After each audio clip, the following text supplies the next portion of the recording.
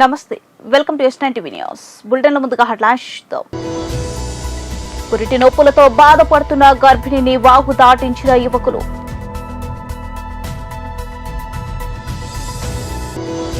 పేదవారికి అన్నం పెట్టే అన్న క్యాంటీన్ మైలవరం పంచాయతీ సిబ్బందికి హుకుం జారీ చేసిన అధికార పార్టీ నేతలు. నాగార్జున సాగర్ ప్రాజెక్టుకు చాలా రోజుల తర్వాత ఇన్ఫ్లో వస్తుంది.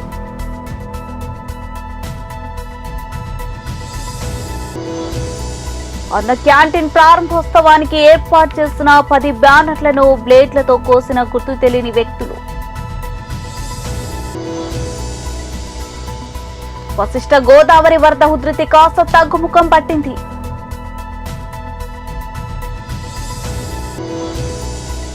పల్నాడు జిల్లా రొంపిచెర్ల మండల టీడీపీ అధ్యక్షుడు వెన్న బాలకోటిరెడ్డిపై హత్యాయత్నం.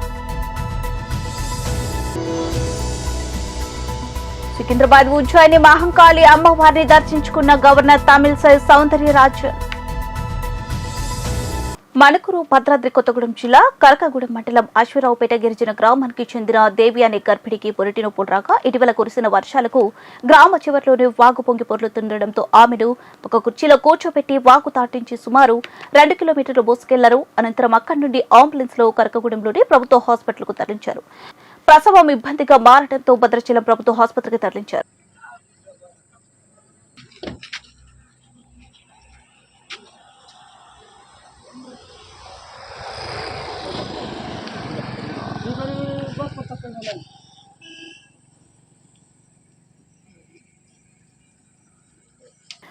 పేదవారికి అన్నం పెట్టే అన్నం క్యాంటీన్ దగ్గర చెత్త ఎత్తకూడదని మైలవరం పంచాయతీ సిబ్బందికి హుకుం జారీ చేసిన అధికార పార్టీ నేతలు. గత 3 రోజులుగా పేదవారి ఆకలి తీరుస్తున్న అన్న క్యాంటీన్ దగ్గర చెత్త తీయకుండా ఆ చెత్త మీరే తీసుకోండి అని నిర్వాహకులకు బాధ్యత లేని సమాధానం చెబుతున్న పంచాయతీ ఈవో ఆ చెత్త వలన పేదవారి ఆకలి తీర్చే కార్యక్రమం ఆగకూడదని స్థానిక టీడీపీ నేతలు చెత్తను తొలగించేశారు. అధికార పార్టీ పేదవారికి పట్టెడన్నం పెట్టే కార్యక్రమాన్ని చేయకుండా చేయాలని కులయుక్తులు పొందుతున్నారు. ఇప్పటికైనా పై అధికారులు స్పందించి అన్న క్యాంటీన్ దగ్గర గల చెత్తను రోజువారీ తొలగించాలని స్థానిక ప్రజలు కోరుతున్నారు.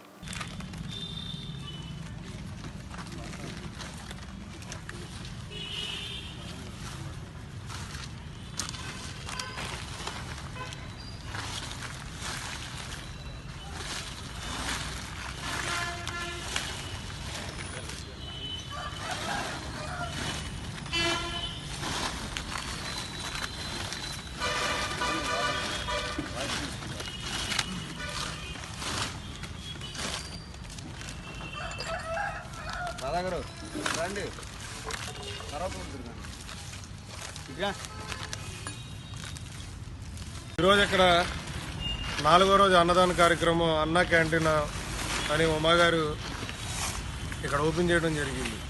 గత 3 రోజుల నుంచి ఇక్కడ అన్నదానం జరుగుతుంది. పేదవాడు శుభ్రంగా భోజనం తిని బ్రహ్మాండంగా ఉందని ఆశీర్వదించి వెళ్తున్నారు. అది జీర్ణించుకోలేక దీని ఏదో ఒకటి నాశనం చేయాలి, దీని ఏదో ఒకటి నడవకుండా ఉండాలి అని తినేసిన ఇస్తరాకులు గ్లాసులు ఎత్తటాకు కూడా వాళ్ళకి చేతులు రావట్లా. ఇది మైలవరంలో భాగమే. ఇది ఏమన్నా బయట భాగమా?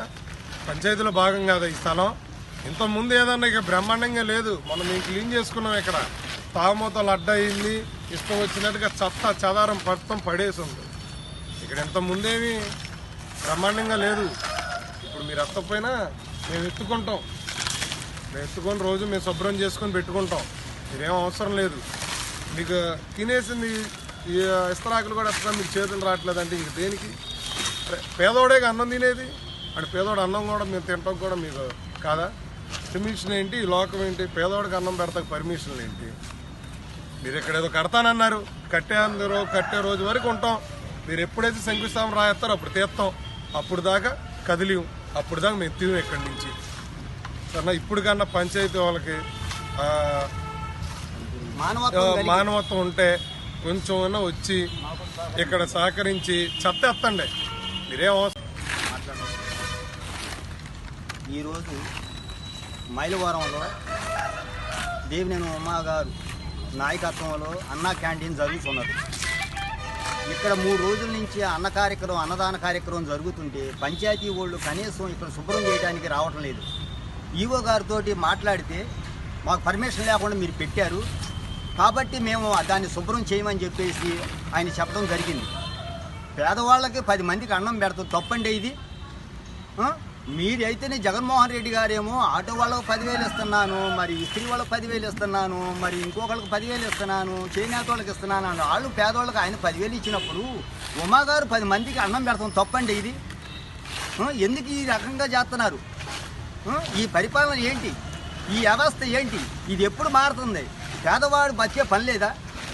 పేదవాడికి అన్నం పెడతంలో తప్పే ఉందండి. మేము చేసుకోవాల్సి వస్తుంది. చూడండి ఈ పనులు. మీరు పంచాయతీ ఉన్న దేనికండి, ఇప్పుడు ఊళ్ళో క్లీనింగ్స్ చేయాలి, ఇదంతా శుభ్రం చేయాలి. ఇవాళ వర్షం పడ్డది, ఈ గలేజీ ఉంది, ఇది ఎంత జనానికి ఎంత హానికరం జరిగిద్దండి. కాబట్టి ఇదంతా వాళ్ళు చేయనన్నప్పుడు పార్టీ తరఫున మేమే చేసుకుంటున్నాం, ఈ చెత్తపోగు చేసి శుభ్రం చేసుకుంటున్నాము. మరి ఈ రకంగా మరి ఈవో గారు మాట్లాడుతాం మరి ఎక్కడా లేదు. ఉమాగారు పెడుతున్నారు, మీరు కూడా పెడతాకుంటే పెట్టండి, ఇంకో పక్కన పెట్టండి. ఉమాగారు పొద్దున పూట పెడుతున్నాడు, మీరు సాయంత్రం పూట పెట్టండి. మేము పప్పు అన్నం పెడుతున్నాము, మీరు బిర్యానీలు పెట్టుకోవచ్చు కదండి. పేదవాడు బతికే రోజు ఫోన్ చేయటం జరిగిందండి. అన్నా క్యాంటీన్కి 3వ రోజు జరిగి ఈ చెత్త అంతా 3 రోజుల చెత్త కూడా అట్లాగే ఉంచారు. ఆ చెత్తని మేము ఈవో గారు మరి ఏంటండి అని అడిగితే దాన్ని మీరే ఎత్తుకోవాలి, మాకు అన్నా క్యాంటీన్ మీరే పెట్టుకున్నారు కనుక మీరే ఎత్తుకొని మాకు సంబంధం లేదనటం జరిగిందండి. అది మేమే చేసుకుంటున్నాం. మరి దానికి శుభ్రమైందిగా మరి 4వ రోజు జరుగుతుంది. టౌన్ పార్టీ ప్రెసిడెంట్గా నేను దాన్ని మాట్లాడుతున్నాను. నాగార్జున సాగర్ ప్రాజెక్టుకు చాలా రోజుల తర్వాత ఇన్ఫ్లో వస్తుంది. ఎగువ ప్రాంతాల నుంచి వస్తున్న వరదల ప్రభావంతో నీటి మట్టం అంతకంతకు పెరుగుతూ వస్తుంది. ప్రాజెక్టు పూర్తి స్థాయి నీటి మట్టం 590 అడుగులు కాగా ప్రస్తుతం 531.70 అడుగులకు చేరింది. పూర్తి స్థాయి నీటి నిల్వ 312 టీఎంసీలకు గాను ప్రస్తుతం 171.6816 టీఎంసీలుగా కొనసాగుతుంది. శ్రీశైలం జలాశయం నుంచి ఇన్ఫ్లో 27,389 క్యూసెక్లు వస్తుంది.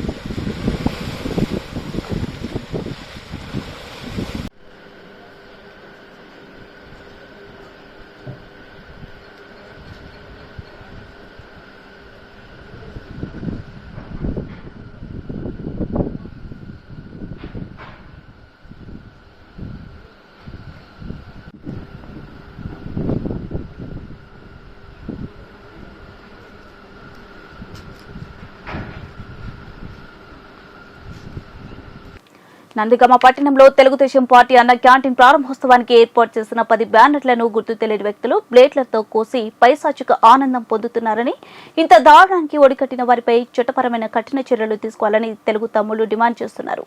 అన్న క్యాంటీన్ ఏర్పాటు చేసినప్పటికీ తెలుగుదేశం పార్టీకి విపరీతమైన ఆదరణ పెరుగుతుందని ఓర్వలేక అధికార పార్టీ నాయకులే సీసీ కెమెరాలు ఉన్న ప్రాంతాలలో వదిలేసి పట్టణంలో ఉన్న మిగిలిన చోట్ల తెలుగుదేశం బ్యానర్లను చించివేశారు అని తెలుగుదేశం నాయకులు ఆరోపిస్తున్నారు.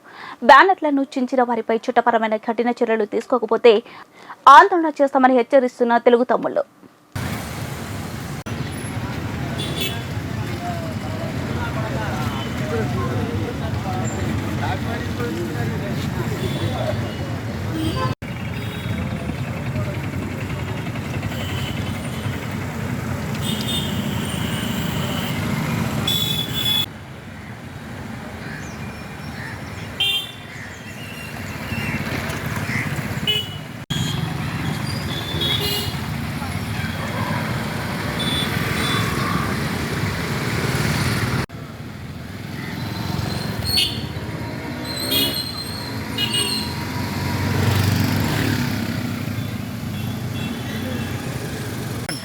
అందరికీ నమస్కారం.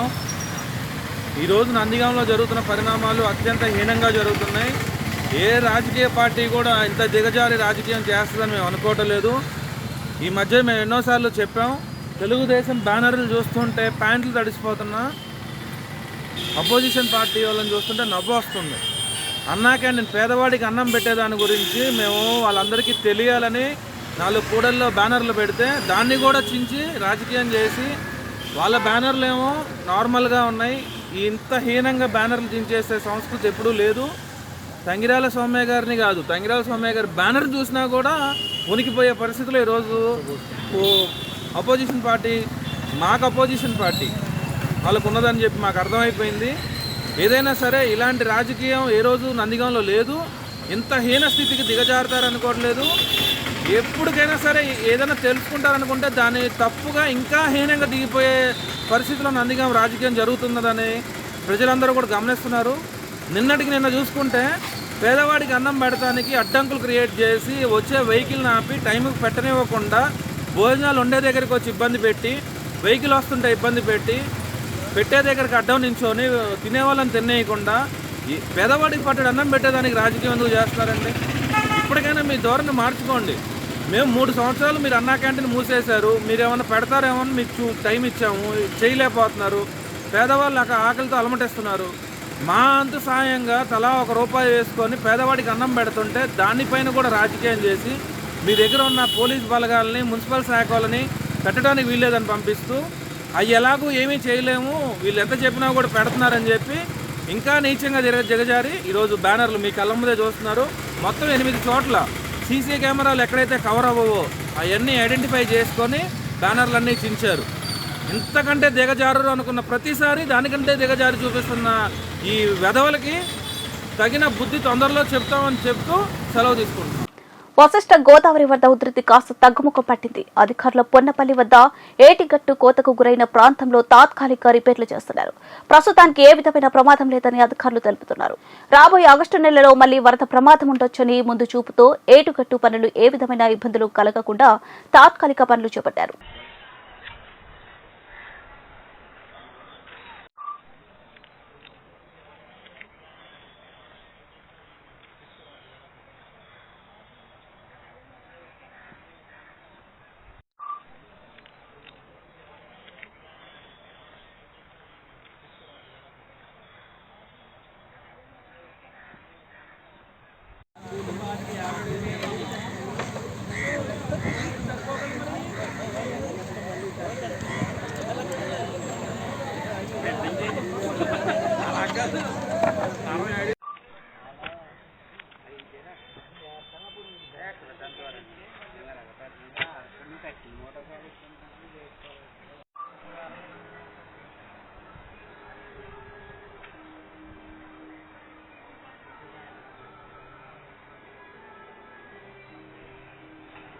పల్నాడు జిల్లా రొంపిచెర్ల మండల టీడీపీ అధ్యక్షుడు వెన్న బాలకోటి రెడ్డిపై హత్యాయత్నం.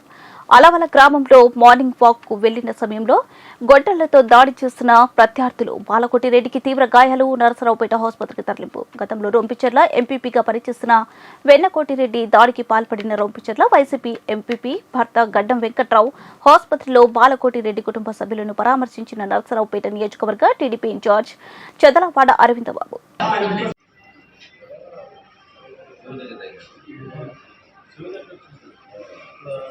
ముచ్చిన మొత్తంలో ఉన్నాయండి 3 గంటలు.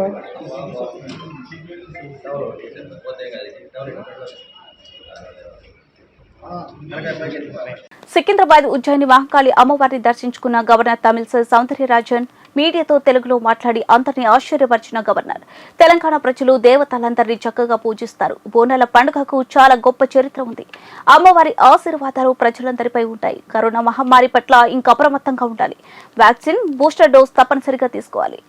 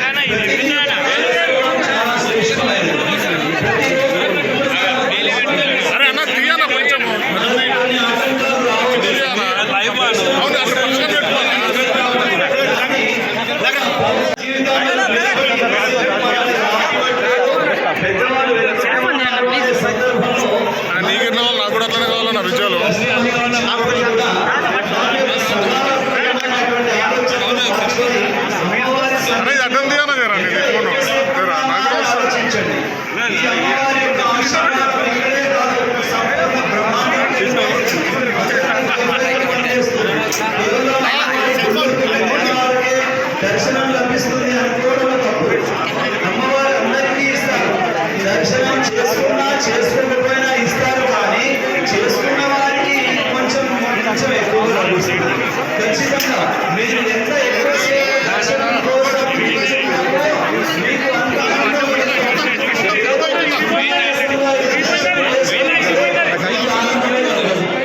దర్శనం చేసుకున్నా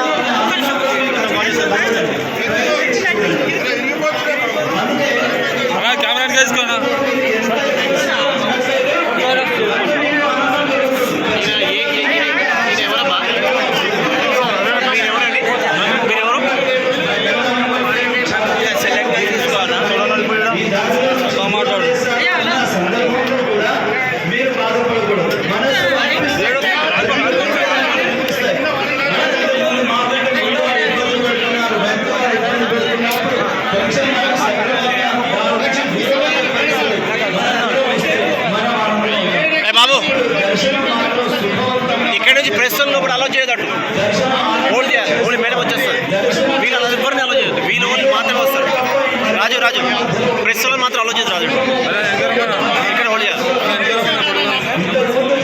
వీళ్ళు ఇటు వస్తారు. ఇక్కడ హోల్డ్ చేయాలి. వీళ్ళు పంపించదు అంటున్నా. వీళ్ళని లోపల అలో చేస్తారు. ఈ ప్యాకెల్తో ఓకే మేనేజ్.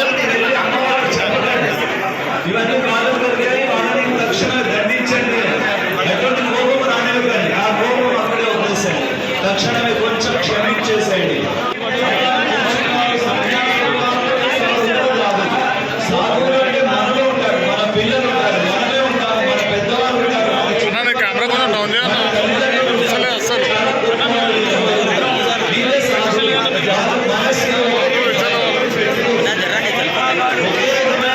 ఆలోచనలు ఉంటాయి. చెడ్డవాళ్ళు మాత్రమే మనసులో మాటలో వేరే చేతుల్లో లేదు. అదే మంచివాళ్ళు ఏ విధంగా మనసులో ఉంటుందో అలాగే చెప్తారు. ఏ విధంగా చెప్తారో అలాగే చేస్తారు. అందరూ అన్ని విధాలు మెడికల్ వాళ్ళు ఉన్నారు, వాటర్ నీళ్లు పంచే వాళ్ళు ఉన్నారు, డాక్టర్స్ ఉన్నారు, అన్ని విధాలుగా సహాయం మనందరికీ. అందరికీ నమస్కారం. బోనాలు పండుగ శుభాకాంక్షలు. ఈ తెలంగాణ రాష్ట్రంలో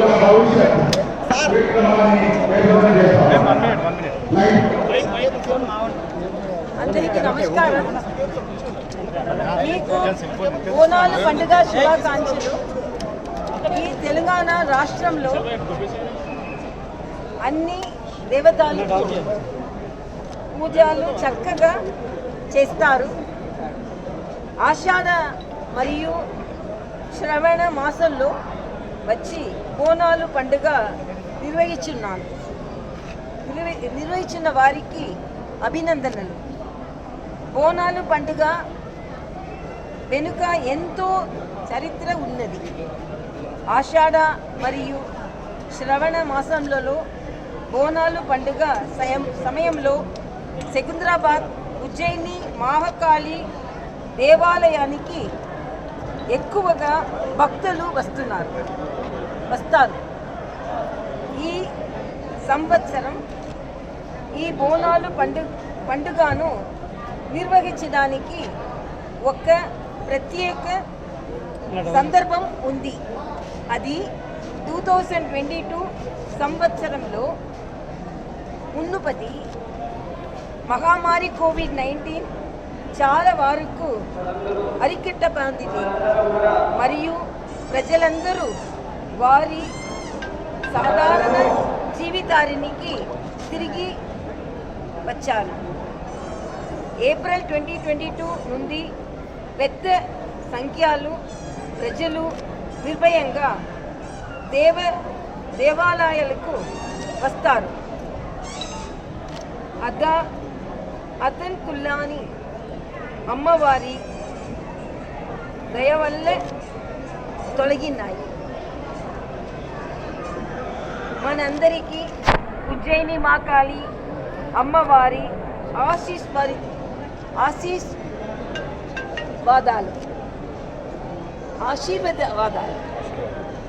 ఆశీర్వాదాలు దీవెనలు ఉండాలని కోరుకుంటూ మీ అందరికీ మరొకసారి బోనాలు శుభాకాంక్షలు. I wish you all a very happy Bonalu. To some extent I wrote and I read in Telugu. Hyderabad నాంపల్లిలోని మానవ హక్కుల కమిషన్ లీజ్కి ఇస్తానని చెప్పి ఒకరికి తెలియకుండా మరొకరికి మొత్తం 5గురిని మోసం చేసిన కిలాడి లేడీ.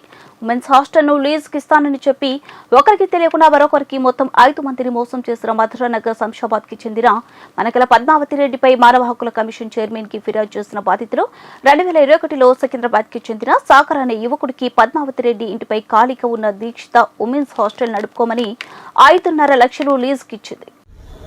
నా పేరు విద్యాసాగర్. నేను సికింద్రాబాద్ నివాసిని. శంషాబాద్ మధురానగర్లో నేను దీక్షిత అనే ఉమెన్స్ హాస్టల్ తీసుకోవడం జరిగింది 2020 నవంబర్లో.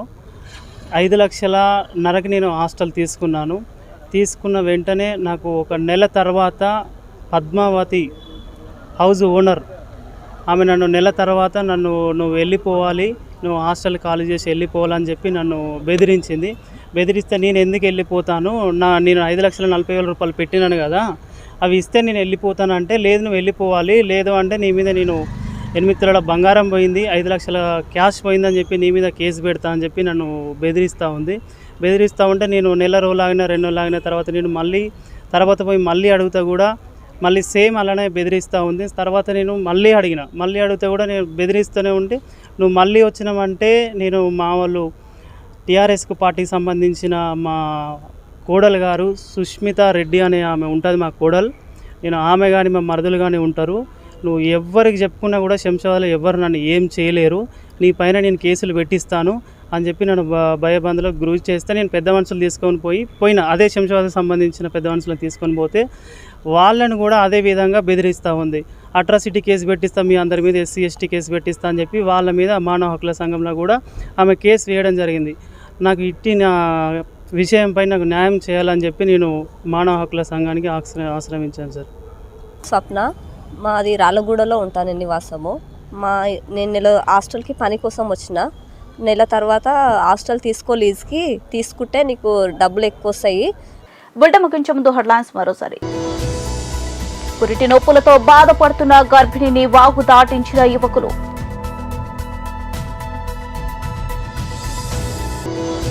పేదవారికి అన్నం పెట్టే అన్న క్యాంటీన్, మైలవరం పంచాయతీ సిబ్బందికి హుకుం జారీ చేసిన అధికార పార్టీ నేతలు. నాగార్జున సాగర్ ప్రాజెక్టుకు చాలా రోజుల తర్వాత ఇన్ఫ్లో వస్తుంది.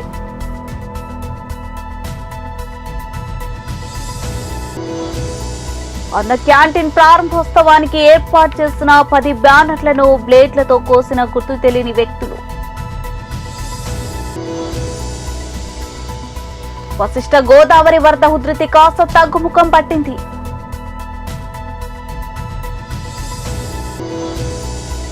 పల్నాడు జిల్లా రొంపిచెర్ల మండల టీడీపీ అధ్యక్షుడు వెన్న బాలకోటిరెడ్డిపై హత్యాయత్నం.